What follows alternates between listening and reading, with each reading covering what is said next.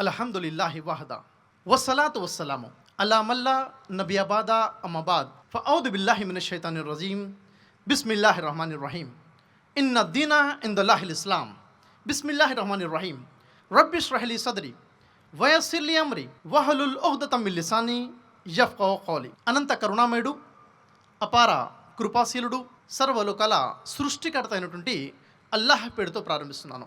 నేటి ఈ కార్యక్రమానికి విచ్చేసి ఉన్నటువంటి హిందూ, ముస్లిం, క్రైస్తవ సోదర సోదరీమణులందరినీ కూడాను నేను ఇస్లామీయ పద్ధతిలో ఆహ్వానిస్తున్నాను. అస్సలాము అలైకుం వరహమతుల్లాహి వబరకాతుహు. సృష్టికర్త అల్లాహ్ యొక్క శాంతి మరియు శుభాలు మీ అందరి జీవితాలలో వర్షించుగాక. అమీన్ యా రబ్బుల్ ఆలమీన్. నేటి నా అంశము మానవ హక్కులు మరియు ఇస్లాం. నేటి ఈ అంశానికి గల కారణం ఏమిటి అంటే, ప్రపంచంలో ఉన్నటువంటి మానవుడు వ్యక్తిగతంగా, కుటుంబంగా, సామాజికంగా, జాతీయంగా, అంతర్జాతీయంగా ఎదుర్కొంటున్నటువంటి విభేదాలు, అక్రమాలు, అవినీతి, వెనుకబాటుతనము, తిరుగుబాటు తత్వము, ఇంకా తదితర అనేక సమస్యలు, సమాజంలో నుండి అశాంతి, అలజడులు, వీటన్నిటికీ గల కారణం ఏమిటి అని మనం ఆలోచించినట్లయితే, ప్రత్యక్షంగా లేక పరోక్షంగా మానవ హక్కుల ఉల్లంఘన అని మాత్రం తెలుస్తుంది. ప్రతి మానవుడు కూడాను పుట్టుకతోనే అనేక హక్కులు కలిగి ఉంటాడు.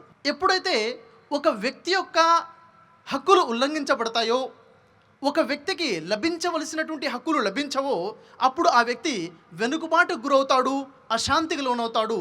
అదే సమాజంలోని అనేక సమస్యలకి కారణంగా కూడా మారుతుంది. మానవ హక్కుల ఉల్లంఘన ఏ స్థాయిలో అయితే జరుగుతుందో అదే స్థాయిలో సమాజంలో సమస్యలు కూడా చోటు చేసుకుంటాయి.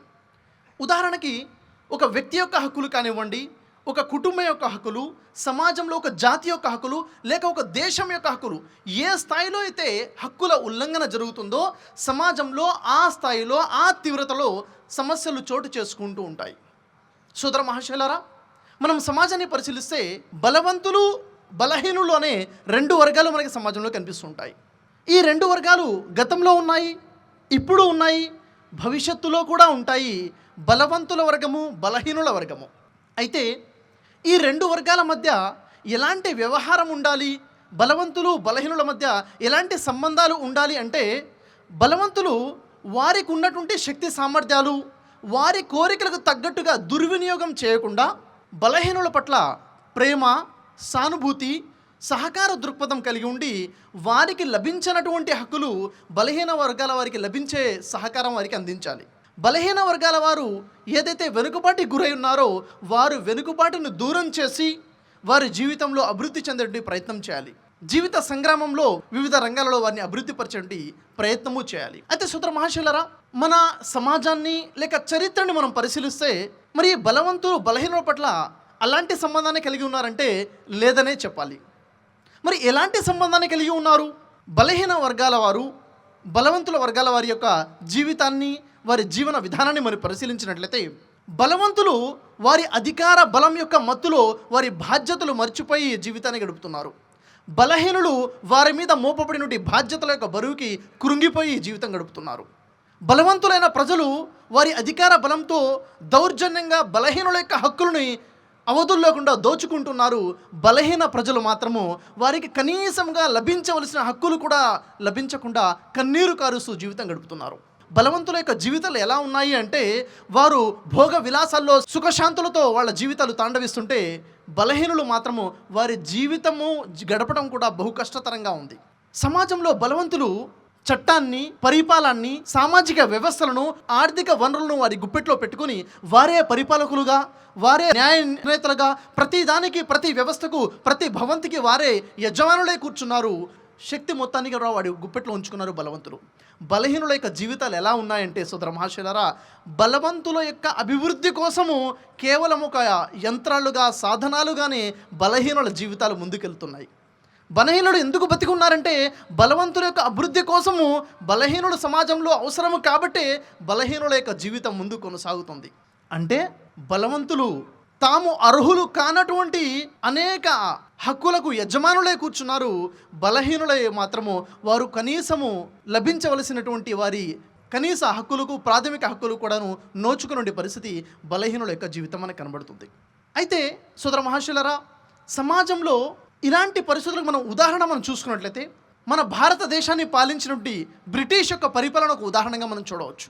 బ్రిటిష్ సామ్రాజ్యవాదులు దాదాపుగా 200 సంవత్సరాలు భారతదేశాన్ని ఏ విధంగా పాలించారో మనం గమనించినట్లయితే భారత పౌరులు, భారత ప్రజల యొక్క స్వేచ్ఛ స్వతంత్రపు హక్కులను కొల్లగొట్టేశారు. భారతదేశ ప్రజలను బానిసలుగా మార్చి యంత్రాలతో చేయించవలసిన పనులను మానవులతో చేయించారు. భారతదేశ సంపదని వారు కొల్లగొట్టేశారు. భారతదేశ సంపదని వాళ్ళు దోచుకున్నారు. అక్రమంగా, దౌర్జన్యంగా దాదాపుగా 200 సంవత్సరాలు భారతీయుల్ని బానిసలుగా చేసి బ్రిటిష్ వారు పరిపాలించారు. ఇది ఒక ఉదాహరణగా చెప్పవచ్చు, బలవంతులు బానిసల యొక్క హక్కులు ఎలా కొల్లగొడుతున్నారు అని చెప్పడం కోసం. మరొక ఉదాహరణ చూసుకున్నట్లయితే మన సమాజంలో గత కొన్ని సంవత్సరాల వరకు మనం చూస్తున్నటువంటి పరిస్థితి, మానవులు వారి యొక్క తోటి సహోదరుల్ని అనేక వర్గాలుగా విడగొట్టి వారిలో కొందరిని తమ రక్షక భటులుగా, మరికొంతమంది సోదరుల్ని వారి సేవకులుగా, మరికొంతమందిని అంటరాని వారిగా అణగదొక్కేసి మానవుల మధ్య సమానత్వపు హక్కును కొల్లగొట్టేశారు. మానవులందరూ సమానమే అన్న భావన లేకుండా వర్గాలుగా విడగొట్టేశారు. ఎంతగా అణగదొక్కారంటే వారి యొక్క జీవితాలు బానిస జీవితాలుగా మార్చివేశారు. వర్గ విభేదాల ద్వారా తమ తోటి సోదరులకి విద్యా హక్కుకు దూరం చేశారు. వెనుకబాటు తరంలో వచ్చే విధంగా వారిని చేశారు. కనీసం కడుపు నింపుకునేటువంటి శరీరాన్ని కప్పుకునే హక్కు కూడా దూరం చేసేశారు. సోదర మహాశయులారా, వారి ఎంగిల మెతుకుల మీద ఆధారపడి బానిసలుగా మార్చారు మన సమాజ యొక్క దుస్థితి. ఎక్కడైనా ఒక బలవంతుడు కనబడితే వారికి తెలియకుండానే అప్రయత్నంగా వారి నోటి నుంచి కొన్ని పదాలు వచ్చేసాయి. బాంఛాందొరా, బాంఛాందొరా, నీ కాళ్ళు మోకుతా అని. బాంఛాందొర అంటే బానిసను దొరా, నేను బానిసను దొరా అనేసి ఒక వ్యక్తి కనబడగానే, ఒక వ్యక్తి అనుకోకుండా తన నోట్ల నుంచి పదాలు వస్తున్నాయంటే ఎంతగా మానసికంగా కురింగిపోయారో ఒకసారి ఆలోచించవచ్చు. అంటే బలహీన వర్గాల వారిని మానసికంగా పూర్తిగా అణగదొక్కే ప్రయత్నం చేశారు, అణగదొక్కేశారు. వారి నరాల్లో మా జీవితాలు ఇంతే, మా బతుకులు ఇంతే, మేము బలహీనులము, మేము అంటరాని వారం అన్న భావన వారి నరాల్లో వచ్చే విధంగా ఈ వర్గ విభేదాలు సృష్టించారు. ఇది మనం సమాజంలో చూసాం. ఇలాంటి వర్గ విభేదాల యొక్క దుర్వాసన నేటికి మన సమాజంలో చాలా ప్రాంతాల్లో మనకి కనిపెడుతూనే ఉంటుంది, మనకి వస్తూనే ఉంటుంది. అయితే సోదర మహాశయులారా, ఎప్పుడైతే ఈ ప్రపంచంలో అనాది కాలం నుంచి బలవంతులు బలహీనుల మీద దౌర్జన్యం చేస్తుంటే, ఈ బలహీనుల ప్రజల కోసము, బలహీనుల యొక్క హక్కుల గురించి, మానవులకి హక్కులు కావాలని ఉద్యమాలు ఎప్పుడు మొదలయ్యాయి? మొట్టమొదటిసారిగా మానవుల కొరకు ఒక హక్కు ఉండాలి, ప్రతి మానవుడు హక్కుదారుడే, ప్రతి మానవుడికి కనీసం కొన్ని హక్కులు ఉండాలన్న ఆలోచన ఎప్పుడు మొదలైంది అంటే, దీనికి మన చరిత్రకారులు ఇస్తున్నటువంటి సాక్ష్యం ఏమిటంటే, ఇది వాస్తవం కానప్పటికీ చరిత్రకారులు ఏమి చెప్తున్నారంటే, క్రీస్తు శకము 1215 సంవత్సరము జూన్ 15వ తారీఖున బ్రిటిష్ రాజు అయినటువంటి కింగ్ జాన్ ఆమోదించినటువంటి స్వేచ్ఛా హక్కుల పత్రము అంటే మాగ్నా కార్ట్, దాని యొక్క పేరు మాగ్నా కార్ట్ అని అంటారు. ఇదే మొట్టమొదటిసారిగా మానవ హక్కుల గురించి ఏర్పడినటువంటి చట్టము అని అంటారు. ఇది వాస్తవం కాదని నేను ఎందుకు అంటున్నానంటే, ముందు నా ప్రసంగంలో అసలు వాస్తవం ఏమిటి, వాస్తవానికి మానవ హక్కుల గురించి మొట్టమొదటి ఉద్యమాలు ఎప్పుడు లేవనెత్తాయి, మొట్టమొదటిసారిగా మానవులకి హక్కులు ఇచ్చింది ఎవరు, ఎప్పుడు అన్న విషయం గురించి నేను తెలియజేస్తాను. ముందుగా మరి చరిత్రకారులు సాక్ష్యం ఇస్తున్నటువంటి మొట్టమొదటి మాగ్నా కార్ట్ అంటే స్వేచ్ఛా హక్కుల పత్రం ఏదైతే 1215 సంవత్సరంలో ఆమోదించబడింది అంటున్నారో, దీని యొక్క వివరాలు కాస్త మనం చూసినట్లయితే, క్రీస్తు శకం 1199 సంవత్సరం నుండి క్రీస్తు శకం 1216 సంవత్సరం వరకు బ్రిటిష్లో పరిపాలించినటువంటి ఒక నికృష్ట పాలకుడు కింగ్ జాన్. ఇతను నిరంకుశుడు, ఇతను యుద్ధ పిశాసి, ఇతను భోగలాలసుడు. ఇతను తన పరిపాలనలో తన భోగ విలాసాల కొరకు ప్రజల నుంచి పన్నులు అధికంగా వసూలు చేసేవాడు తన విలాసాల ఖర్చుల కోసము. ఒకసారి తాను చేసినట్టు ఒక యుద్ధంలో ఫ్రాన్స్లో తన తండ్రి ఖైదీగా పట్టుబడతాడు. చెరలో ఉన్నటువంటి తన తండ్రిని విడిపించుకోవడం కోసము అధిక మొత్తంలో డబ్బుల అవసరత ఏర్పడుతుంది కింగ్ జాన్కి. మరి ఆ డబ్బుల కోసము తన దేశంలో నుండి ప్రజల మీద అధిక మొత్తంలో పన్నుల భారాన్ని మోపుతాడు. అప్పుడు ప్రజల నుంచి ఒక ఉద్యమం మొదలవుతుంది, ప్రజల నుంచి ఒక తిరుగుబాటు మొదలవుతుంది. ప్రజలందరూ ఏకమవుతారు, అక్కడ ఉన్న వ్యాపారస్తులందరూ ఏకమవుతారు, అక్కడ వారు ఉన్నటువంటి ప్రజల కోసము మతాచార్యులు కూడా సహకరిస్తారు. అయితే వారు చేసినటువంటి ఉద్యమంకి ఆ రాజు ఉక్కిరి బిక్కిరైపోయి ఏ గత్యంతరము లేక వారు తయారు చేసినటువంటి 63 విషయాలతో కూడినటువంటి స్వేచ్ఛా హక్కుల చట్టం మ్యాగ్నా కార్ట్ మీద గత్యంతరం లేక సంతకం పెడతాడు, ఆమోదిస్తాడు కింగ్ జాన్ 1215 సంవత్సరం జూన్ 15వ తేదీన. ఇది మొట్టమొదటి చట్టమని చరిత్రకారులు సాక్ష్యం చెప్తున్నారు. అయితే ఈ మాగ్నా కార్ట్, ఈ స్వేచ్ఛా హక్కుల పత్రమే ప్రపంచంలోని అనేక ప్రజాస్వామ్య దేశాల రాజ్యాంగాలకు, చట్టాలకు ఒక స్ఫూర్తినిచ్చింది. అదే స్ఫూర్తిదాయకంగా మారిందని, అంతేకాకుండా యుఎన్ఓ, యునైటెడ్ నేషన్స్ ఆర్గనైజేషన్, ఐక్యరాజ్య సమితి తయారు చేసినటువంటి మానవ హక్కుల ప్రకటన కూడా స్ఫూర్తి మ్యాగ్నా కార్టే స్వేచ్ఛా హక్కుల పత్రమే అని చరిత్రకారులు చెప్తున్నారు. అయితే సోదర మహాశయులారా, ఇక్కడ ముఖ్యంగా మనం తెలుసుకోవాల్సిన విషయం ఏమిటంటే, ఈ ఐక్యరాజ్య సమితి ఏమిటి, ఈ ఐక్యరాజ్య సమితి ఆమోదించినటువంటి మానవ హక్కుల పత్రం ఏమిటి, దాంట్లో ఏముంది, ఎవరి కోసం ఉంది, ఈ విషయాలు మనం తెలుసుకోవాలి. ఉదాహరణకి ఐక్యరాజ్య సమితి 1948 సంవత్సరంలో ఇది ఆమోదించినటువంటి మానవ హక్కుల పత్రం ఏదైతే ఉందో, ఇది అంతర్జాతీయంగా ఒక వ్యక్తి యొక్క, ఒక జాతి యొక్క, ఒక దేశం యొక్క హక్కుల ఉల్లంఘన జరగకుండా ఉండేందుకు, శాంతి భద్రతలను కాపాడడం కొరకు, శాంతియుతంగా ప్రపంచం ఉండడం కొరకు ఒక ఆర్గనైజేషన్ ఏర్పడింది. అదే ఐక్యరాజ్య సమితి. దీనిలో ముఖ్యంగా 5 దేశాలు ఉన్నాయి. ఒకటి China, France, Russia, America, British దేశం. ఈ 5 దేశాలు మూల దేశాలు. ఇప్పుడు ప్రస్తుతం ఈ ఐక్యరాజ్య సమితిలో 193 దేశాలు సభ్యత్వాన్ని పొంది ఉన్నాయి. అయినప్పటికీ కేవలం ఈ 5 దేశాలకే వీటో పవర్ ఉంది. వీటో పవర్ అంటే నిర్ణయాలు తీసుకునేటటువంటి శక్తి.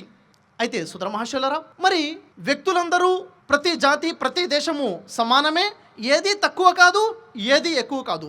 ప్రతి ఒక్కరి ధన, మాన, ప్రాణాలకి రక్షణ కల్పించాలి అంటున్నటువంటి ఐక్యరాజ్య సమితి, వీటిలో ఉన్నటువంటి ఈ వీటో పవర్ ఉండే దేశాల యొక్క వాస్తవికత మనం చూసినట్లయితే, అంతకు కొన్ని నెలలకు పూర్వమే 1947 సంవత్సరం వరకు దాదాపుగా 200 సంవత్సరాలు భారతీయులని, భారతదేశాన్ని పాలించినటువంటి నికృష్ట పాలకులు వీరు. భారతీయుల యొక్క ధన, మాన, ప్రాణాలను కొల్లగొట్టినటువంటి దౌర్జన్యపరులు వీరు. భారతదేశం యొక్క సంపదను కొల్లగొట్టినటువంటి, దోచుకున్నటువంటి దోపిడీదారులు ఈరోజు ప్రపంచంలో మానవుల హక్కుల గురించి మాట్లాడుతున్నారు. మేము మానవ హక్కులను కాపాడేవారం అంటున్నారు. ఇక్కడ పూర్తి దేశాన్ని దోచుకుని పోయినటువంటి వారు. సోదర మహాశయులారా, ఈరోజు మేమే మానవ హక్కులను కాపాడేవారము, మేమే శాంతి దూతలము అనేటువంటి ఈ ఐక్యరాజ్య సమితిలో వీటో పవర్ ఉన్న ఈ దేశాలు ఏవంటే, ప్రపంచ యుద్ధాలలో మారణ హోమం సృష్టించినటువంటి దేశాలు. ప్రపంచ యుద్ధాలలో లక్షలాది మంది ప్రాణాలను పుట్టన పెట్టుకున్నటువంటి వారు వీరే. అనేక మంది జీవించే హక్కును ఉల్లంఘించినటువంటి వారు ఎవరంటే వీరే. హిరోషిమా, నాగాసాకి మీద అణుబాంబులు విసిరి లక్షలాది మంది ప్రాణాలను బలి తీసుకున్నటువంటి వారు ఎవరంటే ఈరోజు శాంతి దూతలమని చెప్పుకుంటున్నటువంటి, హక్కులను కాపాడేవారమని చెప్పుకుంటున్నటువంటి ఈ దేశాల వారే. నేటికి హిరోషిమా, నాగసాకి యొక్క పరిస్థితి చూసినట్లయితే ఇప్పటికీ పుడుతున్నటువంటి పిల్లలు అంగ వికలాంగులా పుడుతున్నారంటే వీరు ప్రసాదించిన వరాలే అని చెప్పవచ్చు. అంతెందుకు సోదరులారా, ఇప్పటికీ కూడా మానవ మారణ హోమం సృష్టించేటటువంటి, మానవ వినాశనం కొరకు ఉపయోగించేటటువంటి మారణాయుధాలని తయారు చేసి ప్రపంచ దేశాలకు అమ్మేటటువంటి వారు కూడా వీరే. అంతర్జాతీయంగా, ప్రపంచవ్యాప్తంగా ఏదైనా ఒక బలమైన దేశము బలహీనమైన దేశం మీద దాడి చేస్తే ఆ దౌర్జన్యాన్ని ఆపవలసినటువంటి వీరే బలమైన దేశాలకి వెన్నుతట్టి నిలిచి వారికి ఆయుధాలు సరఫరా చేసి తమ ఆయుధాలను అమ్ముకునేవారు కూడా ఈ దేశాల వారే. సోదర మహాశయులారా, పరిస్థితి ఏమిటంటే, మానవ ప్రేమికులము, మానవ హక్కుల కాపలాదారులము, మానవ హక్కుల్ని కాపాడేటువంటి వారము, శాంతి దూతలమని చెప్పుకునేవారు ఇలాంటి పనులు చేస్తున్నారంటే ఎంత సిగ్గుచేటు. ఐక్యరాజ్య సమితి ఆమోదించినటువంటి మానవ హక్కుల పత్రంలో ఉన్న మానవ హక్కులు కేవలం కాగితాలకే పరిమితమైపోయాయి. అవి కేవలం సూత్రావళిగా మాత్రమే మిగిలిపోయాయి. సమాజంలో మాత్రం మానవ హక్కుల ఉల్లంఘన జరుగుతూనే ఉంది. అయితే ఈ అభివృద్ధి చెందినటువంటి ఈ దేశాలలో మానవ హక్కుల ఉల్లంఘన జరగకుండా ఉండేందుకు అనేక సంస్థలు ఏర్పడ్డాయి. ఉదాహరణకు మనం చూసుకున్నట్లయితే European court of human rights, Europe దేశాలలో మానవ హక్కుల ఉల్లంఘనకి కాపాడడం కొరకు, మానవ హక్కుల ఉల్లంఘనకు వ్యతిరేకంగా ఏర్పడిన సంస్థ European court of human rights. అయితే యూరప్ దేశాలలో, ఈ నాగరిక దేశాలలో, ఈ అభివృద్ధి చెందినటువంటి దేశాల్లో ఎక్కడైనా మానవ హక్కుల ఉల్లంఘన జరిగితే ఇక్కడే కేసు నమోదు చేసుకునే అవకాశం ఉంది. అయితే మరి అక్కడ కేసులు నమోదవుతున్నాయంటే 1 కాదు, 10 కాదు, 100 కాదు, వేలాది సంఖ్యలో కేసులు నమోదవుతున్నాయి ఈ దేశాలలో. అయితే ఈ మానవ హక్కుల్ని కాపాడే వారము మేమే అని చెప్పుకునే ఈ దేశాలలో అంతర్గతంగా ఏ స్థాయిలో అయితే మానవ హక్కుల ఉల్లంఘన జరుగుతుందో అంతకన్నా చాలా ఎక్కువగా అంతర్జాతీయ స్థాయిలో మానవ హక్కుల ఉల్లంఘన చేసేవారు కూడా ఈ దేశాల వారే. సోదర మహాశయులారా, ప్రపంచంలో ఎక్కడైనా ఒక జాతి బలహీన జాతి మీద దాడి చేసింది అంటే దాన్ని ఆపవలసింది ఐక్యరాజ్య సమితి. ఐక్యరాజ్య సమితిలో మూల దేశాలుగా ఉన్నటువంటి ఈ బలమైన దేశాలే బలహీనమైన దేశాల మీద దాడి చేస్తే ఇక ఆపేది ఎవరు? వారే మానవ హక్కుల ఉల్లంఘన చేస్తే వారిని అడిగేదెవరు? వారిని ఆపేదెవరు? ఉదాహరణకి అంతర్జాతీయంగా పలస్తీనా, ఇరాక్, ఆఫ్ఘనిస్తాన్ లాంటి అనేక దేశాల మీద జరిగినటువంటి దాడులే ఉదాహరణగా మనం చెప్పవచ్చు. ఉదాహరణకి సోదరులారా, పలస్తీనా, ఇజ్రాయిల్లో అరబ్ ముస్లింలు తరతరాలుగా జీవితం కొనసాగిస్తున్నారు. అనేక వందల సంవత్సరాలుగా అరబ్ ముస్లింలు పాలస్తీనా, ఇజ్రాయెల్ దేశంలో నివాసం ఉంటున్నారు. అయితే ఈ రష్యా, బ్రిటన్, అమెరికా ఈ దేశాలు ఏమి చేశాయంటే పలస్తీనా, ఇజ్రాయెల్ మీద, ముస్లింల మీద దాడి చేశాయి. వారి దేశం నుంచి వారినే తరిమి కొట్టాయి. అక్కడ మారణ హోమాన్ని సృష్టించాయి. చిన్న పిల్లల్ని, స్త్రీలను చూడకుండా మానవుల్ని చంపడం మొదలుపెట్టాయి. వారి మీద దౌర్జన్యం చేశాయి. వారి కనీస హక్కులను కూడా కొల్లగొట్టేశాయి. వారిని అక్కడి నుంచి తరిమి కొట్టేసి వారి ఆత్మీయ సహోదరులైనటువంటి ప్రపంచంలో చెల్లాచెదురుగా పడి ఉన్నటువంటి యూదులను తీసుకొచ్చి ఆ ఇజ్రాయెల్లో స్థాపితం చేశాయి. అక్కడ నివాసం ఏర్పాటు చేశాయి. ఇది మానవ హక్కుల ఉల్లంఘన కాదా? నేటికి మానవ హక్కుల ఉల్లంఘన జరగడం లేదా పాలస్తీనాలో? ప్రశ్నించేవారెవరు? ఐక్యరాజ్య సమితిలో మానవ హక్కులను కాపాడేవారే ఇలాంటి మానవ హక్కుల ఉల్లంఘన జరుగుతుంది, బలహీన దేశాలు అణగదొక్కబడుతున్నాయి. వీరు మేము ఆ మానవ హక్కులను కాపాడేవారము అని చెప్పడం ఎలాంటిదంటే దయ్యాలు వేదాలు వెల్లించినట్టుగా ఉంటుంది.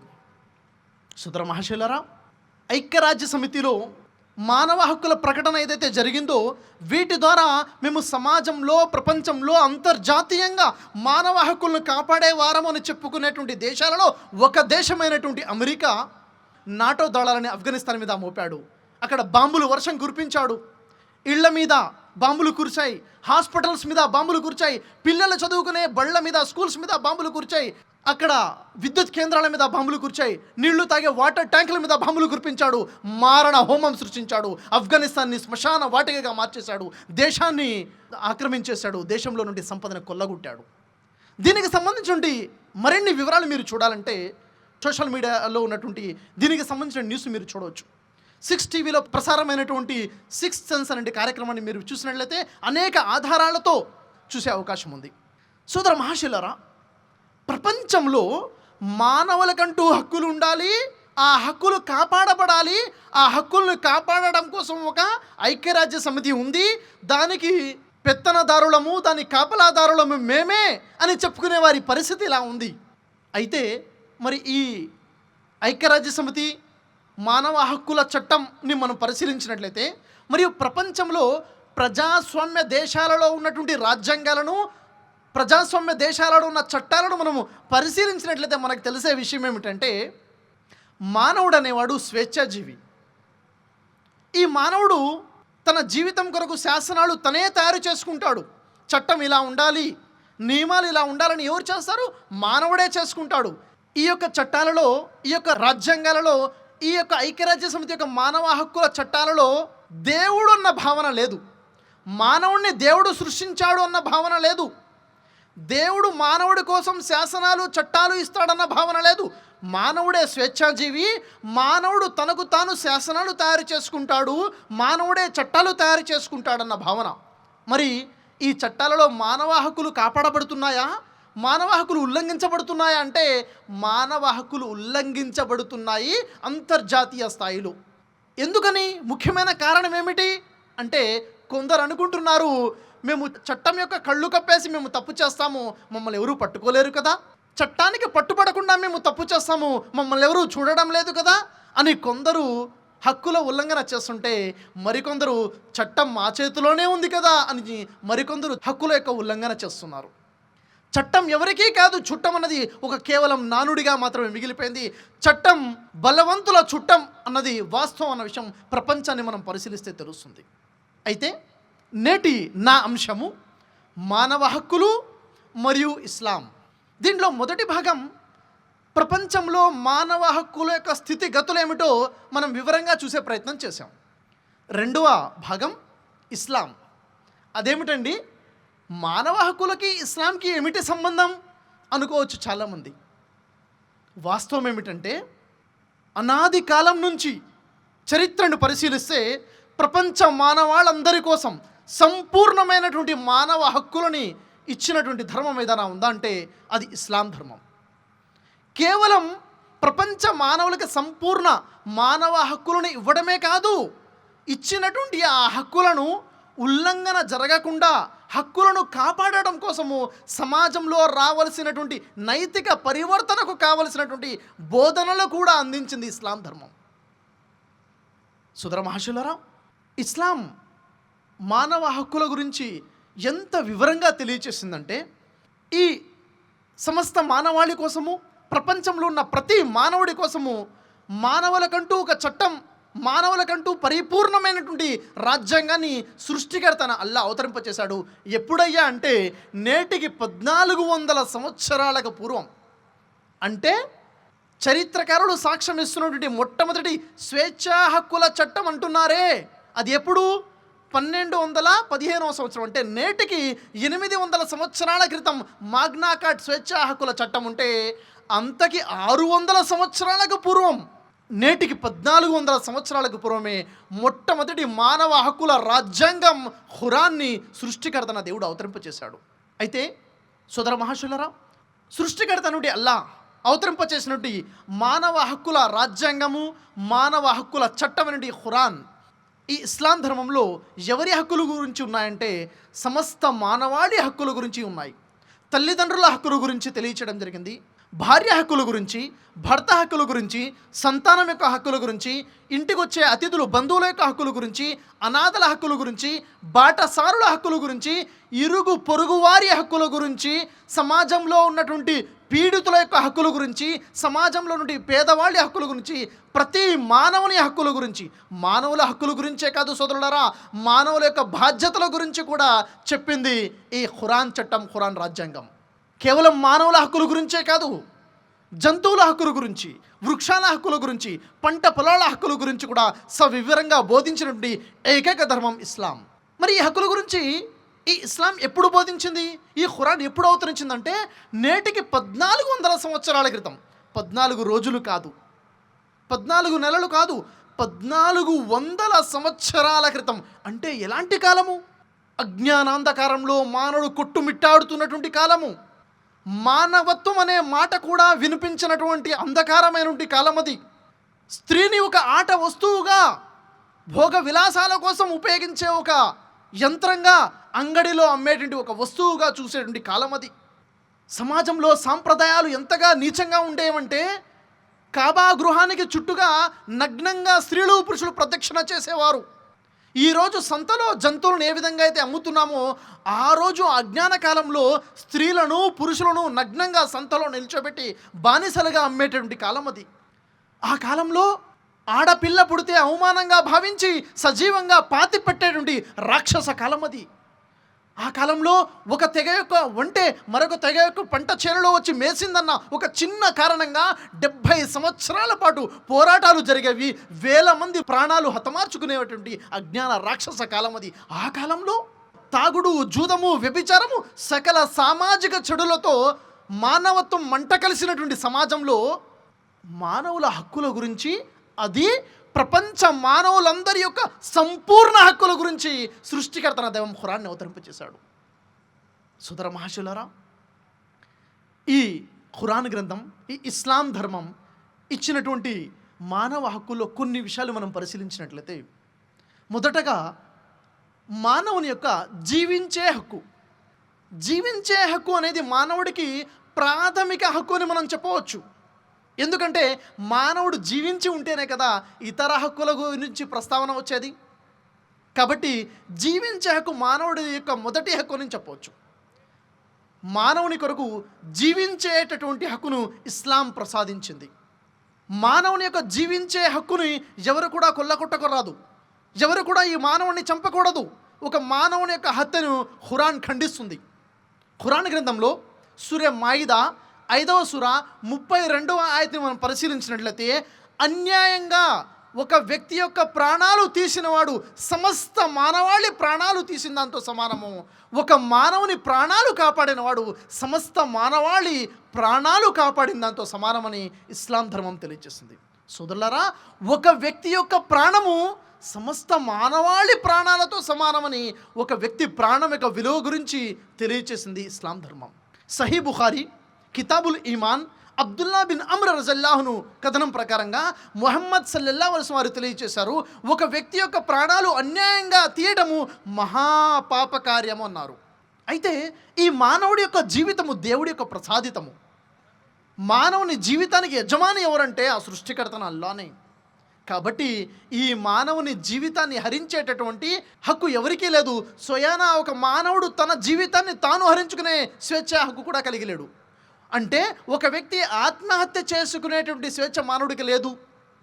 ఖురాన్ గ్రంథంని మనం చూసినట్లయితే 4వ సూర నిసా 29వ ఆయతను మనం పరిశీలించినట్లయితే, వలా తఖ్తులు అన్ఫుసకుం, మిమ్మల్ని మీరు చంపుకోకండి అంటే మిమ్మల్ని మీరు ఆత్మహత్య చేసుకోకండి. మిమ్మల్ని మీరు ఆత్మహత్య చేసుకునే హక్కు, స్వేచ్ఛ, స్వతంత్రాలు మీకు లేవు. ఈ జీవితం మీది కాదు, మీకు దేవుడు ప్రసాదించాడు. ఈ జీవితానికి యజమాని దేవుడు. జీవితాన్ని హరించే హక్కు స్వయానా వ్యక్తి కూడా ఇవ్వలేదు ఇస్లాం ధర్మం. ప్రవక్త ముహమ్మద్ సల్లల్లాహు అలైహి వసల్లం వారు తెలియజేశారు, ఒక వ్యక్తి ఏ పద్ధతిలో అయితే ఆత్మహత్య చేసుకుని చనిపోతాడో అదే పద్ధతిలో నరకంలో శిక్ష అనుభవిస్తూ ఉంటాడు. ఈరోజు సమాజంలో మానవులు అనుకుంటున్నారు, నా జీవితంలో సమస్యలు అధికంగా అయిపోయాయి, అనేక సమస్యలు నా జీవితంలో వచ్చేసాయి, నేను 5 నిమిషాలు ఓపిక పట్టుకుని ఆత్మహత్య చేసుకుంటే నా సమస్యలు కాస్త దూరం అయిపోతాయి అనుకుంటున్నాడు, ఆత్మహత్య పాల్పడుతున్నాడు. కానీ సోదరులారా, ఇస్లాం ధర్మం తెలియజేస్తుంది, ప్రవక్త ముహమ్మద్ సల్లల్లాహు అలైహి వసల్లం తెలియజేస్తారు, మీరు ఏ పద్ధతిలో అయితే ఆత్మహత్య చేసుకుంటారో అదే పద్ధతిలో మీకు నరకంలో శిక్ష అనుభవించవలసినటువంటి ఉంటుంది. ఉదాహరణకు ఒక వ్యక్తి ఉరి వేసుకుని చనిపోతే నరకంలో ఉరి వేసుకుంటూ శిక్ష అనుభవించవలసి ఉంటుంది. ఒక వ్యక్తి కాల్చుకొని చనిపోతే నరకంలో కాల్చుకుంటూ శిక్ష అనుభవించవలసి వస్తుంది. ఒక వ్యక్తి ఎత్తైన ప్రదేశం నుంచి దూకి చనిపోతే ఎత్తైన ప్రదేశం నుంచి దూకుతూ శిక్ష అనుభవించవలసి వస్తుంది. మాటి మాటికి ఆ శిక్ష అక్కడ అనుభవించవలసి వస్తుంది. అయితే సోదర మహాశయులారా, ఒక వ్యక్తిని చంపకూడదు, ఒక వ్యక్తి తన్ను తాను చంపుకోకూడదు. అయితే భూమి మీద జీవించి ఉన్నటువంటి ఈ మానవుని హక్కుల గురించే కాదు, ఇస్లాం తల్లి గర్భంలో పెరుగుతున్నటువంటి శిశువు యొక్క జీవించే హక్కు గురించి కూడా మాట్లాడింది.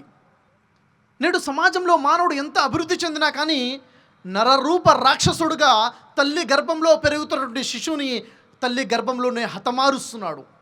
స్కానింగ్ల ద్వారా లింగ నిర్ధారణ పరీక్షలు చేసి తల్లి గర్భంలో పెరుగుతున్నటువంటి ఆడ శిశువుని తెలియగానే కడుపులోనే హత్య చేసేస్తున్నాడు, గర్భంలోనే శిశువు యొక్క హత్య చేస్తున్నాడు. ఇలాంటి దురాచారమే ఆనాటి అరబ్బులలో అజ్ఞాన కాలంలో కూడా, ఖురాన్ అవతరణకు పూర్వం కూడా అరబ్బుల్లో ఉండేది. ఆ రోజు ఇంత టెక్నాలజీ లేదు కాబట్టి, ఆ రోజు లింగ నిర్ధారణ చేసే పరీక్షల అవకాశం లేదు కాబట్టి, స్కానింగ్ చేసే అవకాశం లేదు కాబట్టి, ఆ అజ్ఞానులు, ఆ దుర్మార్గులు ఆ శిశువు పుట్టేదాకా చూసేవారు. పుట్టిన తర్వాత ఆడ శిశువు అని తెలిస్తే సజీవంగా సమాధి చేసేసేవారు. అంటే ఆడపిల్ల అంటే నామోషిగా భావించడము, ఆడపిల్ల అంటే అవమానంగా భావించడము, ఆడపిల్ల అంటే బరువుగా భావించడము, ఆడపిల్ల అంటే భారంగా భావించడము, ఈ సంతానాన్ని పోషించడము ఒక బరువు అని భావించడము. దీన్ని ఇస్లాం ఖండిస్తుంది సోదర మహాశయులారా. ఎప్పుడూ 1400 సంవత్సరాల క్రితమే. ఖురాన్ గ్రంథాన్ని మనం పరిశీలించినట్లయితే సూర తక్వీర్ సూర నంబర్ 81 ఆయత్ 8-9 ఆయతులను పరిశీలించినట్లయితే, సజీవంగా పాతి పెట్టబడినటువంటి బాలికను నీవు ఏ తప్పు కారణంగా నువ్వు హతమార్చబడ్డావు, నువ్వు చంపబడ్డావు అని ప్రశ్నించబడే రోజునా అన్న ప్రస్తావన ఉంది. సజీవంగా పాతి పెట్టబడినటువంటి ఆ బాలికను సృష్టికర్తన అల్లా ప్రశ్నిస్తున్నాడు, ఏ కారణంతో నువ్వు పాతి పెట్టబడ్డావు, ఏ కారణంతో నువ్వు చంపబడ్డావు. వాస్తవానికి ప్రశ్న ఆ బాలిక కాదు, ఆ బాలికను పాతి పెట్టినటువంటి తల్లిదండ్రులను దేవుడు ప్రశ్నిస్తున్నాడు. కానీ వారితో మాట్లాడటానికి కూడా అల్లా ఇష్టపడాడు కాబట్టి బాలికను ప్రశ్నిస్తున్నాడు. సోదరులారా, ఈ ఆడ శిశువు అంటే భారంగా భావించే సమాజం. ఖురాన్ గ్రంథంలో సూర బనీ ఇస్రాయిల్ 17వ సూర 31వ ఆయతను మనం పరిశీలించినట్లయితే, సృష్టికర్తను అంటే అల్లా తెలియజేస్తున్నాడు, దారిద్ర్యానికి భయపడి, పేదరికానికి భయపడి మీ సంతానాన్ని మీరు చంపుకోబాకండి, మీకు వారికి ఉపాధి ఇచ్చేవారము మేమే, ముమ్మాటికి వారి హత్య మహాపాపము. చిన్న శిశువుల యొక్క జీవించే హక్కు గురించి, తల్లి గర్భంలో పెరుగుతున్నటువంటి శిశువు యొక్క జీవించే హక్కు గురించి మాట్లాడుతుంది ఇస్లాం ధర్మం. అయితే హత్య చేయకూడదు, ఆత్మహత్య చేయకూడదు, గర్భంలో ఉన్న శిశువుని హతమార్చకూడదు. జీవించే హక్కు గురించి చెప్తుంది. మరి సమాజంలో నైతికాల పరివర్తన రావడం కోసం కూడా ఇస్లాం బోధనలు అందజేసింది. ఉదాహరణకి సహీ ముస్లింలో హదీస్ మనం పరిశీలించినట్లయితే వాల్యూమ్ నెంబర్ 5 హదీస్ నెంబర్ 6695లో అనస్ బిన్ మాలిక్ రజల్లాహు అన్హు వారు తెలియజేస్తున్నారు, ముహమ్మద్ సల్లల్లాహు అలైహి వసల్లం వారు తెలియజేశారని. ముహమ్మద్ సల్లల్లాహు అలైహి వసల్లం వారు అంటున్నారు, ఎవరైతే ముగ్గురు కూతుర్లను కని పెంచి మంచితనంగా పెంచి వారిని పెద్ద చేస్తారో వారు నాతో పాటు కలిసి స్వర్గంలో ఇలా ఉంటారని 2 వేళ్లను కలిపి చూపించడం జరిగింది. ప్రశ్నించేవారు ప్రశ్నించారు, ఓ అల్లాహ్ యొక్క ప్రవక్త, 2 కూతుర్లే ఉంటే 1 కూతురే ఉంటే అంటే 2 కూతుర్లు ఉన్నా కానీ 1 కూతురు ఉన్నా కానీ వారిని మంచితనంగా పెంచి పోషించి పెద్ద చేస్తే వారు నాతో పాటు స్వర్గంలో కలిసి ఉంటారు అని తెలియజేశారు. సోదర మహాశయులారా, ఆడపిల్లను భారంగా అవమానంగా భావించండి ఆ సమాజము ఆడపిల్ల పుట్టడమే అదృష్టంగా భావించే విధంగా ఇస్లాం ధర్మం వారిని మార్చివేసింది. ఈ విధంగా సమాజంలో నైతిక పరివర్తన ద్వారా మానవ జీవించే హక్కు యొక్క రక్షణ కూడా ఇస్లాం ధర్మం చేసింది. అయితే సోదర మహాశయులారా, హక్కుల ఉల్లంఘన జరగకుండా ఉండేందుకు ఇస్లాంలో ఉన్న మూల సూత్రం ఏమిటి అంటే, ఖురాన్ గ్రంథంలో సూరా జిల్జాల్ 99వ సూరా 7-8 ఆయతులు మనం పరిశీలించినట్లయితే, ఫమయ్యామల్ మిస్కాల జర్రతున్ ఖైరయ్యరా వమయ్యామల్ మిస్కాల జర్రతన్ షర్రయ్యరా. మీరు రవ్వంత సత్కార్యము చేసినా కానీ దాని ప్రతిఫలాన్ని మీరు అక్కడ చూసుకుంటారు. మీరు రవ్వంత దుష్కార్యం చేసినా కానీ దాని శిక్షను మీరు అక్కడ అనుభవిస్తారు. అంటే ఒక మానవుడు చిన్న తప్పు చేసినా, ఒక మానవుడు చిన్న మంచి పని చేసినా తప్పకుండా దానికి ప్రతిఫలాలు శిక్షలు పరలోకంలో ఉన్నాయి. ఈ భావన వల్ల మనిషి ఒక తప్పు చేయాలంటే భయపడతాడు. ఈ భావన వల్ల మనిషి ఒక మంచి పని చేయడం కోసం ప్రేరణ లభిస్తుంది. మానవ హక్కులను కాపాడడం కోసం సమాజం ఏర్పాటు చేసింది ఇస్లాం ధర్మం ఇలాంటి నైతిక బోధనల ద్వారా. అయితే మన ప్రపంచంలో మానవుడు తయారు చేసుకున్నటువంటి చట్టాలలో, మానవుడు తయారు చేసుకునే రాజ్యాంగాలలో, మానవుడు తయారు చేసుకునే ఐక్యరాజ్య సమితి మానవ హక్కుల చట్టాలలో ఈ జీవించే హక్కు గురించి లేదా? హత్య చేయకూడదని లేదా? ఆత్మహత్య చేసుకోకూడదని లేదా? కడుపులో ఉన్న శిశువును చంపకూడదని లేదా? ఉన్నది. అయినప్పటికీ రోజు హత్యలు జరుగుతూనే ఉన్నాయి. రోజు ఆత్మహత్యలు చేసుకునే వారు చేసుకుంటూనే ఉన్నారు. కడుపులో ఉన్న శిశువులని, గర్భంలో ఉన్న శిశువులని హతమార్చడం జరుగుతూనే ఉంది. మానవుల జీవించే హక్కు ఉల్లంఘన జరుగుతూనే ఉంది. ఎందుకని అంటే, నేను హత్య చేస్తాను, చట్టం కళ్ళు కప్పే అవకాశం నాకు ఉంది. చట్టాన్ని తప్పించుకొని నేను హత్య చేస్తానని హత్య చేసేవారు చేసుకుంటూ వెళ్తున్నారు. పరలోకంలో ఒక చట్టం ఉందన్న భావన లేదు కదా ఈ రాజ్యాంగాలలో, ఈ చట్టాలలో. నేను ఆత్మహత్య చేసుకోకూడదు, వాస్తవమే, నేను ఆత్మహత్య చేసుకుంటాను. ఎవరు పట్టుకుంటారు? చనిపోయిన తర్వాత ఎవరేం చేసుకుంటారు? పరలోకం ఉంది, అక్కడ శిక్ష ఉందన్న భావన లేదు కదా ఈ చట్టాలలో, ఈ రాజ్యాంగాలలో. మానవుడు చేసినటువంటి ఆలోచనలో కడుపులో ఉన్న శిశువుని 4 గోడల మధ్యన హాస్పిటల్లో అబార్షన్ ద్వారా చంపేస్తాను, ఎవడు చూస్తాడు? పరలోకంలో ఉన్న దేవుడు చూస్తున్నాడన్న భావన లేదు కదా. కాబట్టి ఇక్కడ హక్కుల ఉల్లంఘన జరిగిపోతుంది. హక్కులు ఇవ్వడమే కాదు, హక్కుల పరిరక్షణ చేయడం కోసము సరి అయిన సంపూర్ణమైన బోధనలు ఎక్కడైనా ఉన్నాయి అంటే కేవలం ఇస్లాంలోనే. సోదర మహాశయులారా, జీవించే హక్కు గురించి మరియు ఆ తర్వాత అనేక హక్కుల గురించి ఇస్లాంలో ప్రస్తావన ఉంది. మరొక హక్కు గురించి చూసినట్లయితే మానవుని యొక్క గౌరవ మర్యాదల హక్కు. దేవుడు సృష్టించినటువంటి ఈ సృష్టిలో మహోన్నతమైనటువంటి మహోత్కృష్టమైనటువంటి జీవరాశి ఎవరైనా ఉన్నారంటే అది మానవుడు. ఈ మానవుడికి సృష్టికర్తన అల్లా బుద్ధి వివేకాలను, విచక్షణాజ్ఞానాన్ని ప్రసాదించి గౌరవనీయుడిగా చేశాడు. ఈ మానవుడికి జీవించే హక్కుతో పాటు గౌరవ మర్యాదలు పొందేటువంటి హక్కు కూడా ఇస్లాం ప్రసాదించింది.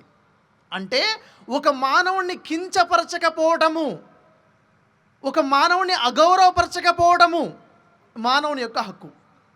అయితే నేటి సమాజంలో కూడా ఈ గౌరవ మర్యాదల హక్కు మనం చూస్తున్నాము. చట్టాలలో, రాజ్యాంగాలలో, మానవుడు చేసినటువంటి చట్టాలలో మనం వింటాం, ఒక వ్యక్తి యొక్క గౌరవానికి భంగం కలిగితే పరువు నష్టం దావా వేసుకోవచ్చు. అంటే ఈ పరువు నష్టం దావా గురించి సమాజంలో ఉన్న ఆలోచన ఏమిటంటే, పరువు నష్టం దావా ఎవరి కోసము? పరువు ఉన్నవారి కోసం కదా. అంటే పరువు ఉన్నవారు ఎవరు? డబ్బు ఉన్నవారో, హోదా ఉన్నవారో, పేరు పరపతి ఉన్నటువంటి వారి కోసమే కదా అన్న భావన సమాజంలో వచ్చేసింది. సమాజంలో వర్గ విభేదాలు వచ్చేసాయి. గౌరవానికి అర్హులు ఒక వర్గం వారే లేక కొన్ని వర్గాల వారే గౌరవానికి అర్హులన్న భావన వచ్చేసింది. కొంతమందిని అగౌరవంగా మాట్లాడే హక్కు మాకుందని భావించేవారు కూడా ఉన్నారు. మన సమాజంలో చూస్తున్నాం. దీనికి ఒక చిన్న ఉదాహరణ మీకు తెలియచేస్తాను. కొంతమంది స్నేహితులు హోటల్కి వెళ్ళారు టీ తాగుదామనేసి. హోటల్కి వెళ్ళి కూర్చున్నారు.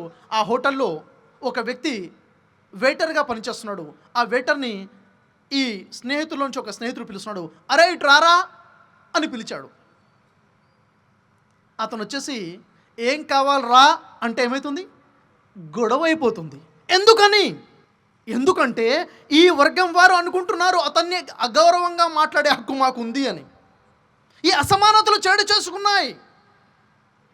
ముఖ పరిచయం కూడా లేనటువంటి ఒక వ్యక్తిని ఏం కావాలరా అని అడిగినప్పుడు అతనికి నిన్ను అరే అని హక్కు లేదా?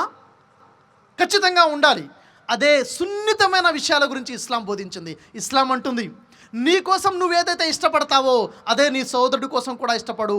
నీ కోసం నువ్వు గౌరవాన్ని ఇష్టపడతావా, నీ సోదరుడి కోసం కూడా గౌరవ మర్యాదలను ఇష్టపడు. నీ కోసం నువ్వు అరే అనే పిలుపుని ఇష్టపడతావా, నువ్వు నీ సోదరుడు కూడా అరే అని పిలువు.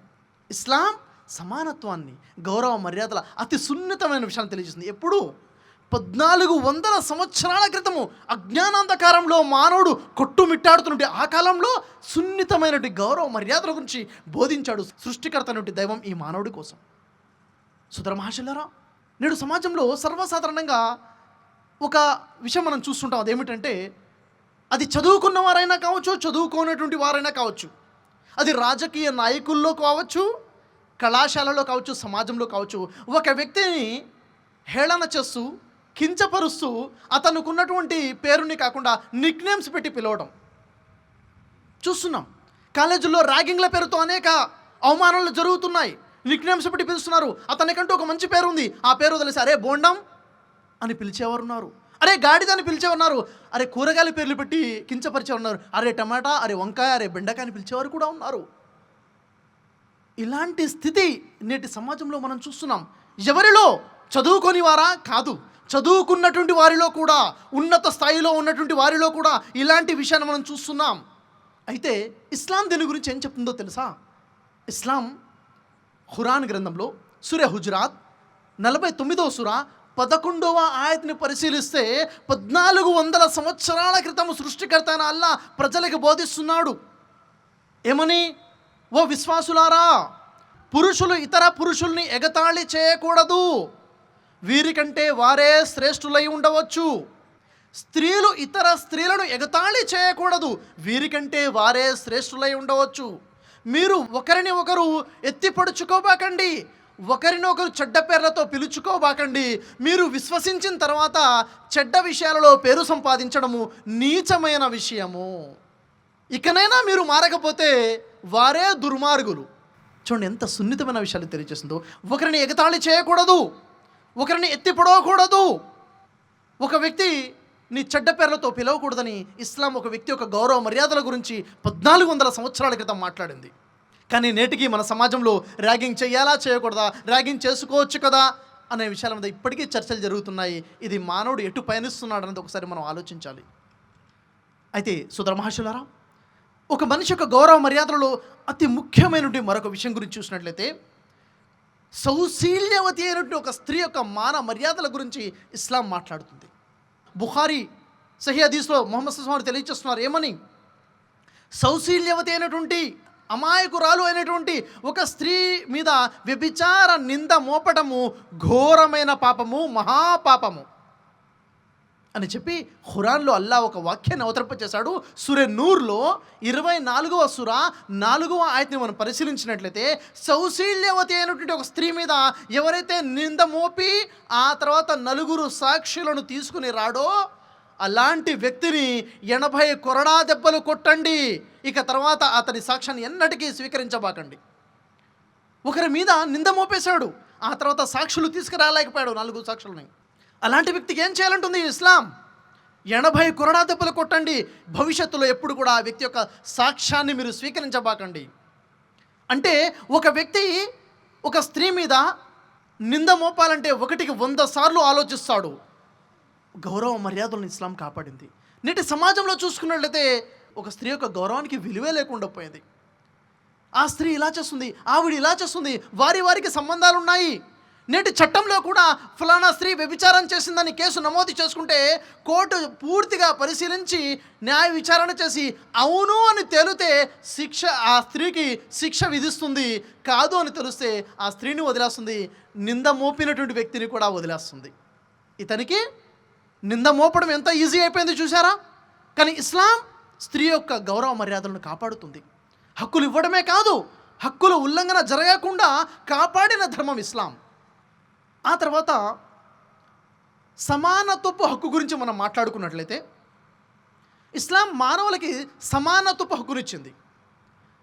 ప్రజల యొక్క రంగును బట్టి, ప్రజల యొక్క జాతిని బట్టి, ప్రజలు నివసించే ప్రాంతాన్ని బట్టి, ప్రజలకు ఉన్నటువంటి ఆర్థిక స్థితిగతులను బట్టి అసమానంగా మానవులను చూడకూడదు. మానవులందరూ సమానమే అంటుంది ఇస్లాం ధర్మం. దీనికి సంబంధించి ముస్నద్ అహ్మద్ హదీస్ గ్రంథంలో హదీస్ నెంబర్ 22,978 హదీస్ని మనం పరిశీలిస్తే ప్రవక్త ముహమ్మద్ సల్లల్లాహు అలైహి వసల్లం వారు ప్రసంగం చేస్తున్నారు. హజ్ యొక్క ప్రసంగంలో ప్రపంచ మానవులందరినీ సంబోధించుకుంటూ అంటున్నారు, ఓ ప్రజలారా, మీ దేవుడు అల్లాహ్ ఒక్కడే, మీ తండ్రి ఆదాం ఒక్కడే.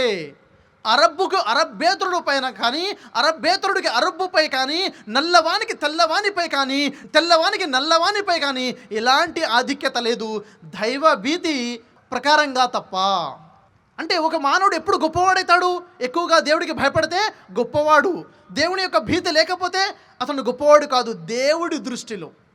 కానీ ఒక దేశం వారికి మరొక దేశం మీద ఆధిపత్యం లేదు, ఒక జాతికి మరొక జాతి మీద ఆధిక్యత లేదు, ఒక రంగుకి మరొక రంగు మీద ఆధిక్యత లేదు, డబ్బున్న వారికి డబ్బు లేని వారి మీద ఆధిక్యత లేదు. ఇస్లాం చెప్తుంది మానవులందరూ సమానమే అని. ప్రవక్త ముహమ్మద్ సల్లల్లాహు అలైహి వసల్లం వారు తెలియజేశారు. సహీ బుఖారీ హదీస్ నంబర్ 3218, ఆ వలీమా విందు చెడ్డ విందు, ఏ విందులో అయితే పేదవారిని పిలవకుండా కేవలం ధనికులను మాత్రమే, డబ్బున్న వారిని మాత్రమే పిలుస్తారో. సమానత్వం, డబ్బున్న వారిని, డబ్బు లేని వారిని, ధనికులని, పేదలను సమానంగా చూడమంటుంది ఇస్లాం ధర్మం. సమానత్వాన్ని ఎక్కడైనా చూడాలంటే కేవలం ఇస్లాం సమాజంలోనే మనకి ప్రపంచంలో కనబడుతుంది. మస్జిద్ యొక్క వ్యవస్థను చూసినట్లయితే ఆ దేశానికి రాజు, ఆ దేశంలో సామాన్యమైన ఒక సైనికుడు, ఇద్దరు కూడా మస్జిద్లో ఒకే వరుసలో నిల్చొని పక్క పక్కన నిల్చొని నమాజ్ చేస్తున్నారు. సమానత ఉంది. ఒక ప్రాంతంలో మస్జిద్ ఉందనుకోండి, ఆ మస్జిద్లో ఆ ప్రాంతానికి సంబంధించి ఒక కూలివాడు ముందుగా మస్జిద్లోకి వెళ్ళాడు నమాజ్ చేయడం కోసం, మొదటి వరుసలో నిల్చున్నాడు. ఆ ప్రాంతంలోనే ఆ ప్రాంతం యొక్క ఒక మినిస్టర్ లేక కోటీశ్వరుడు ఉన్నాడు, అతను కొంచెం ఆలస్యంగా మస్జిద్లోకి వెళ్ళాడు, వెనుక మస్జిద్లోకి వచ్చాడు. కాబట్టి వెనుక వరుసలోనే నిల్చోవాలి, కానీ ప్రత్యేక వరుసలు లేవు కోటీశ్వరుల కోసము. ఇస్లాం సమానత్వాన్ని బోధించడం మాత్రమే కాదు, ఆచరించడం కోసం కావలసినటువంటి న్యాయాన్ని సమాజంలో మనకు చూపించింది ఇస్లాం ధర్మం. సోదర మహాశయులారా, నేడు సమాజం అభివృద్ధి చెందింది అని అభివృద్ధి చెందిన దేశాల యొక్క పరిస్థితి చూసుకున్నట్లయితే, అభివృద్ధి చెందిన దేశాల్లో తెల్లవారికి సంబంధించిన ప్రార్థన ఆలయాలు వేరు, తెల్లవారికి సంబంధించిన చర్చిలు వేరు, నల్లవారికి సంబంధించిన చర్చిలు వేరుగా ఉన్నాయి. కొన్ని చర్చిల యొక్క బయట బోర్డులు కూడా తొలగించారు. ఏమని? Dogs and blocks not allowed, కుక్కలకి మరియు నల్ల జాతి మానవులకి ప్రవేశము లేదు అని. తోటి మానవుడిని అతను నల్లవాడు అన్న కారణంతో కుక్కలతో పోల్చడము, వారికి అనుమతే లేదు ప్రార్థనా ఆలయంలోకి అనడము. అంతెందుకు, అనేక రెస్టారెంట్ల బయట కూడా బోర్డులు మనకు కనిపిస్తున్నాయి పాశ్చాత్య దేశాలలో. ఏమని? Not for blocks and dogs. ఈ రెస్టారెంట్స్, ఈ హోటల్స్ కుక్కల కోసము, నల్ల జాతి మనుషుల కోసం కాదు అని. చూసారా, ఇలాంటి అసమానత నేడు అభివృద్ధి చెందినటువంటి దేశాలలో. నేడు మన ప్రాంతంలో చూసుకున్నా కానీ వర్గ విభేదాలతో ఈ వర్గం వారికి ఆరాధనాలయం గుడి వేరుగా ఉంటుంది, ఈ వర్గం వారికి ఆరాధనాలయం విడిగా ఉంటుంది, ఈ వర్గం వారు ఆ వర్గం వారి గుడికి వెళ్ళి ప్రార్థన చేసుకుని పూజ చేసుకునే అవకాశం లేదు. అసమానతలు ఉన్నాయి. సమానత్వం చూడాలి అంటే ప్రపంచంలో కేవలం ఇస్లాంలోనే ఉంది, అక్కడే సాధ్యం. సమానత్వాన్ని బోధించడము, సమానత్వ హక్కుని కాపాడడము అది ఇస్లాంకే సాధ్యమైంది. ఆ తర్వాత సోదర మహాశయులారా, మన సమాజంలో పీడించబడిన వారి హక్కులు మనం చూసుకున్నట్లయితే, దౌర్జన్యపరుడు ఎప్పుడైతే బలహీన వర్గం మీద దౌర్జన్యం చేస్తాడో, బలవంతుడు బలహీనుని అణిచివేసే ప్రయత్నం చేస్తాడో, బలహీనుడి యొక్క ధన మాన ప్రాణాల మీద దెబ్బ కొడతాడో, బలహీనుడు పీడించబడతాడో, ఆ పీడించబడినటువంటి పీడితుడు గురించి ఇస్లాం ప్రత్యేకమైన హక్కులు ప్రసాదించింది. సహీ బుఖారీ వాల్యూ నెంబర్ 3 హదీస్ నెంబర్ 2448 హదీస్ని మనం పరిశీలించినట్లయితే ప్రవక్త ముహమ్మద్ సల్లల్లాహు అలైహి వసల్లం వారు తెలియజేస్తున్నారు, పీడితుడి యొక్క శాపనార్థాల నుండి భయపడండి.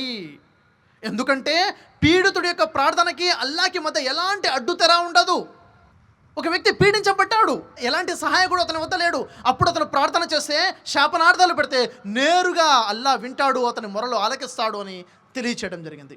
మరియు సహీ బుఖారీ వాల్యూమ్ నెంబర్ 3 హదీస్ నెంబర్ 2443 మనం పరిశీలించినట్లయితే అక్కడ ప్రవక్త ముహమ్మద్ సల్లల్లాహు అలైహి వసల్లం వారు తెలియచేస్తున్నారు, మీరు మీ సహోదరుడికి సహాయపడండి, అతడు దౌర్జన్యపరుడైనా అతడు పీడితుడైనా. ప్రశ్నించేవారు ప్రశ్నించారు, అల్లాహ్ యొక్క ప్రవక్త, పీడితుడికి సహాయం చేయడం మాకు తెలుసు, దౌర్జన్యపరుడికి ఎలా సహాయం చేయాలి అని అన్నారు. అప్పుడు ముహమ్మద్ సల్లల్లాహు అలైహి వసల్లం అన్నారు, మీరు దౌర్జన్యపరుడు దౌర్జన్యం చేసేటప్పుడు అతని చేతిని పట్టుకోండి, అదే మీరు అతనికి చేసే సహాయం అన్నారు. అంటే సమాజంలో ఎక్కడైనా దౌర్జన్యం జరుగుతుండగా మీరు చూస్తే మీరు చేత్తో ఆపండి. ఒకవేళ మీకు చేత్తో ఆపేటువంటి బలం లేదా, మీరు నోటితో ఆపే ప్రయత్నం చేయండి. నోటితో ఆపే శక్తి కూడా మీకు లేదా, కనీసం మీ మనసులో అయినా కానీ ఇక్కడ తప్పు జరుగుతుంది, అన్యాయం జరుగుతుందని భావించండి. ఇది కనీస విశ్వాస యొక్క లక్షణం అన్నారు ప్రవక్త ముహమ్మద్ సల్లల్లాహు అలైహి వసల్లం వారు. అయితే మానవులకి ఎప్పుడు పీడించబడుతున్నారు, ఎప్పుడు ఈ పీడితుడు వస్తాడు అంటే అసమానతల వల్ల. సమానత్వం గురించి అబూబకర్ సిద్దీక్ రజల్లాహు అన్హు వారి ఒక విషయాన్ని మనం పరిశీలించినట్లయితే, అబూబకర్ సిద్దీక్ రజల్లాహు అన్హు వారు ఎప్పుడైతే మొట్టమొదటి ఖలీఫాగా తన పదవి బాధ్యతలు స్వీకరించారో అప్పుడు మొట్టమొదటిగా వారి ఒక ప్రసంగం చేయడం జరుగుతుంది. అబూబకర్ సిద్దీక్ రజల్లాహు వారు చేసిన ప్రసంగాన్ని మనం పరిశీలించినట్లయితే అబూబకర్ సిద్దీక్ రజల్లాహు అన్హు వారు తెలియచేస్తున్నారు, ప్రజలను ఉద్దేశించి, మీలో ఎవరైతే బలహీనులుగా ఉన్నారో వారు నా వద్ద బలవంతులు, దీనికి బదులుగా వారి హక్కులు నేను వారికి అందచేస్తాను. మీలో ఎవరైతే బలవంతులుగా ఉన్నారో వారు నా వద్ద బలహీనులు, వారి వద్ద వేరే వారి హక్కులు ఉంటే వాటిని నేను తిరిగి తీసుకుంటాను ఇన్షాల్లా అని తెలియజేశారు. అంటే ఒకరి యొక్క హక్కులు వారికి అందే విధంగా చేయడము, సమానత్వపు విషయాల గురించి ప్రతి మానవుడు ప్రయత్నించాలి, ప్రభుత్వం యొక్క బాధ్యత అని కూడా తెలియచేయడం జరిగింది. అయితే సోదర మహాశయులారా, ఇస్లాంలో అనాథల యొక్క హక్కుల గురించి మనం చూసినట్లయితే సహీ బుఖారీ వాల్యూమ్ నెంబర్ 7 హదీస్ నెంబర్ 2482 హదీస్ని మనం పరిశీలించినట్లయితే అక్కడ సహల్ బిన్ సయీద్ రజల్లాహు అన్హు వారు తెలియచేస్తున్నారు, ముహమ్మద్ సల్లల్లాహు అలైహి వసల్లం వారు తెలియచేశారు అని. ఏం తెలియచేశారు? ఎవరైతే అనాథల యొక్క పోషణ బాధ్యత వహిస్తారో, ఎవరైతే అనాథల పాలనా బాధ్యతలు వహిస్తారో వారు నాతో పాటు కలిసి స్వర్గంలో ఇలా ఉంటారు దగ్గరగా అని తెలియచేశారు. మరియు ఇబ్న్ మాజాలో ఉన్నటువంటి అనాథల హక్కుల ప్రకరణాన్ని మనం చూసినట్లయితే అక్కడ హదీస్ నెంబర్ 312 హదీస్ని మనం పరిశీలించినట్లయితే అక్కడ ముహమ్మద్ సల్లల్లాహు అలైహి వసల్లం వారు తెలియచేస్తున్నారు, ముస్లిం ఇళ్లల్లో అతి ఉత్తమమైన ఇల్లు ఏది అంటే ఏ ఇంట్లో అయితే అనాథల పర్యవేక్షణ ఉత్తమంగా జరుగుతుందో ఆ ఇల్లు అన్నారు. మరియు ముస్లిం ఇళ్లలో అతి నికృష్టమైన ఇల్లు ఏది అంటే ఏ ఇంట్లో అయితే అనాథలను చెడు విధానంతో చూస్తున్నారో, బాధ పెడుతున్నారో ఆ ఇల్లు అని తెలియచేశారు. కాబట్టి సోదర మహాశయులారా, అనాథల ప్రత్యేకమైన హక్కుల గురించి ఖురాన్ చెప్పింది. ఖురాన్లో సూరా నిసా 4వ సూర 10వ ఆయతను మనం పరిశీలించినట్లయితే నిశ్చయముగా అన్యాయంగా అనాథల ఆస్తులు తినేటటువంటి వారు వాస్తవానికి వారి కడుపులు అగ్నితో నింపుకుంటున్నారు అంటుంది ఖురాన్ గ్రంథం. అంటే అనాథలకి హక్కులు ఉన్నాయి, అనాథల ఆస్తులని అన్యాయంగా తినకూడదు, అనాథలకు సహాయం చేయాలి, అనాథలకు పాలన చూడాలి, ఇది వారి హక్కు అని అనాథలకు హక్కు కల్పించింది. సోదర మహాశయులారా, మరియు మరొక విషయాన్ని మనం చూసుకున్నట్లయితే తల్లిదండ్రుల హక్కుల గురించి మన సమాజంలో మనం చూసుకున్నట్లయితే మాతృగర్భంలో 9 మాసాలు మోసి తల్లి తన ప్రాణాలు సైతం పణంగా పెట్టి మనకు జన్మనిచ్చిన తర్వాత, మరి తండ్రి గురించి చూసుకున్నట్లయితే తన రొమ్ముల మీద నడిపించుకునే ఆ తండ్రి ముసలివారైపోయినప్పుడు ఆ పిల్లలు పెరిగి పెద్దవారై వారిని వృద్ధాశ్రమాల్లో చేర్పేయడము, రోడ్ల మీద వదిలేయడము, ఎక్కడ పడితే అక్కడ వదిలేయడం మన సమాజంలో మనం చూస్తున్నాం. తల్లిదండ్రుల యొక్క హక్కుల గురించి, వారి యొక్క ఔన్నత్వాన్ని గురించి, వారి యొక్క గౌరవ మర్యాదల గురించి ఇస్లాం ధర్మం చాలా స్పష్టంగా 1400 సంవత్సరాల క్రితం స్పష్టంగా బోధించడం జరిగింది. దీనికి సంబంధించి ఖురాన్ గ్రంథాన్ని మనం పరిశీలించినట్లయితే ఖురాన్లో బనీ ఇస్రాయిల్ 17వ సూర 23-24 ఆయతలు మనం పరిశీలించినట్లయితే అక్కడ అల్లా ఈ విధంగా నిర్ణయించాడు, కేవలం అల్లాహ్ని తప్ప మరెవరిని ఆరాధించబాకండి. ఒకవేళ మీ యొక్క తల్లిదండ్రుల్లో 2 లేదా 1 ముసలివారై ఉండి మీ దగ్గర ఉన్నట్లయితే విసుగ్గా వారిని ఉఫ్ ఛీ అని కూడా అనబాకండి. వారిని కసురుకుంటూ వారికి సమాధానం ఇవ్వబాకండి. వారితో మంచితనంతో మాట్లాడండి. వినయ విధేయతలతో వినమ్రులై వారి ముందు మీరు ఉండండి అని ఇస్లాం తెలియజేస్తుంది. తల్లిదండ్రుల యొక్క గౌరవం గురించి, వారితో మాట్లాడే పద్ధతి గురించి, వారి యొక్క హక్కుల గురించి బోధించింది. సహీ బుఖారీ వాల్యూమ్ నెంబర్ 7 హదీస్ నెంబర్ 4971 హదీస్ను మనం పరిశీలించినట్లయితే అబూ హురైరా రజల్లాహు అన్హు వారు తెలియజేస్తున్నారు, ఒకసారి ఒక వ్యక్తి ప్రవక్త ముహమ్మద్ సల్లల్లాహు అలైహి వసల్లం వారి వద్దకు వచ్చి అడుగుతున్నారు, ఓ అల్లాహ్ యొక్క ప్రవక్త, మీరు నాకు చెప్పండి, నేను సేవ చేయాలంటే ఎక్కువగా హక్కుదారులు ఎవరు అని. ప్రవక్త వారు జవాబు చెప్పారు, నీ తల్లి అని చెప్పారు. అడిగేవాడు మరొకసారి అడుగుతున్నాడు, ఆ తర్వాత హక్కుదారులు ఎవరు, నేను ఎవరి సేవ చేయాలంటే నీ తల్లి అని చెప్పారు. మూడోసారి అన్నారు, ఆ తర్వాత హక్కుదారులు ఎవరు నేను సేవ చేయడానికంటే మూడోసారి కూడా నీ యొక్క తల్లి అని చెప్పారు. నాలుగోసారి కూడా ఆ తర్వాత నేను సేవ చేయడానికి హక్కుదారులు ఎవరని నాలుగోసారి ప్రశ్నిస్తే అప్పుడు ప్రవక్త ముహమ్మద్ సల్లల్లాహు అలైహి వసల్లం వారు సమాధానం ఇస్తున్నారు, నీ తండ్రి అని. ఈ విధంగా తల్లిదండ్రులకు సేవ చేయడం ఎంత ఆవశ్యకతో తల్లిదండ్రుల హక్కుల గురించి ఇస్లాం చాలా స్పష్టంగా బోధించింది. తిరుమజీలో హదీస్ నెంబర్ 3040 పరిశీలించినట్లయితే అక్కడ ప్రవక్త ముహమ్మద్ సల్లల్లాహు అలైహి వసల్లం వారు తెలియచేస్తున్నారు, వారు మస్జిద్లో మెంబర్ మీద నిల్చొని ఉన్నప్పుడు జిబ్రాయిల్ దైవదూత జిబ్రాయిల్ అలైహిస్సలాం వారు 3 ప్రార్థనలు చేశారు. ముహమ్మద్ సల్లల్లాహు అలైహి వసల్లం వారు 3 సార్లు కూడా ఆమీన్ అని చెప్పారు. ఆ 3 ప్రార్థనలో ఒక ప్రార్థన ఏమిటంటే, తల్లిదండ్రులు ముసలితనంలో పొంది కూడా సేవ చేసుకొని వాడు సర్వనాశనం అయిపోతాడు అని జిబ్రాయిల్ అలైహిస్సలాం వారు ప్రార్థన చేస్తే ముహమ్మద్ సల్లల్లాహు అలైహి వసల్లం వారు ఆమీన్, అలాగే జరుగుగాక అని చెప్పడం జరిగింది.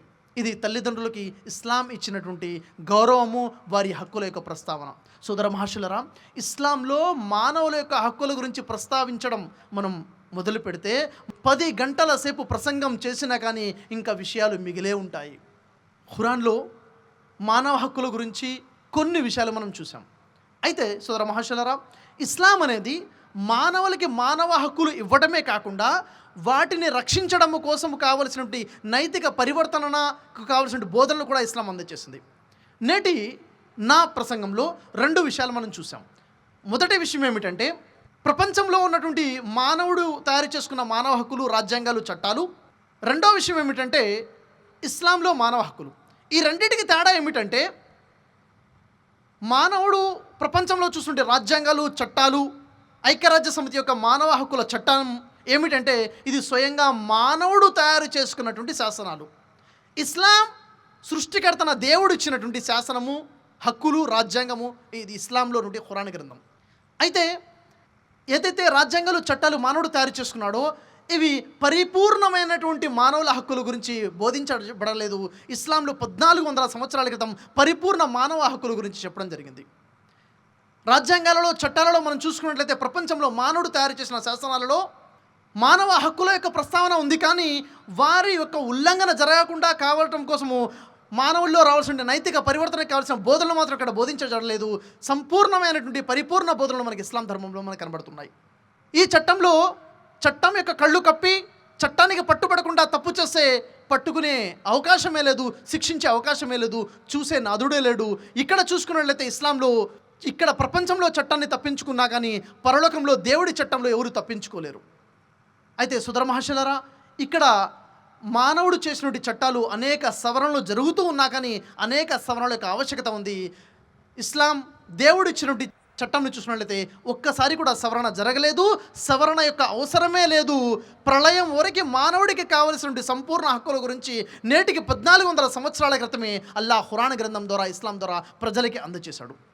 నేను సృష్టికర్త నుండి అల్లాహ్తో నేను ప్రార్థిస్తున్నాను, ఓ అల్లాహ్, ఈ ప్రపంచంలో ఉన్నటువంటి మానవులు తాము స్వేచ్ఛ జీవులు అన్న భావనను పక్కన పెట్టి తమ కొరకు తామే శాసనాలు తయారు చేసుకుని జీవితం గడుపుతామన్న ఈ నమ్మకాన్ని పక్కన పెట్టేసి సృష్టికర్తన నీవు ఇచ్చినటువంటి శాసనము, చట్టము, రాజ్యాంగం అనేది ఖురాన్ ప్రకారంగా జీవితం గడిపి ఇహా మరియు పరలోకాల్లో సాఫల్యం పొందేటువంటి భాగ్యాన్ని మనందరికీ అల్లా ప్రసాదించాలని దుఆ చేస్తున్నాను. వాఖిరుద్దాన్ అల్హమ్దులిల్లాహి రబ్బిల్ ఆలమీన్. అస్సలాము అలైకుం వరహ్మతుల్లాహి వబరకాతుహు.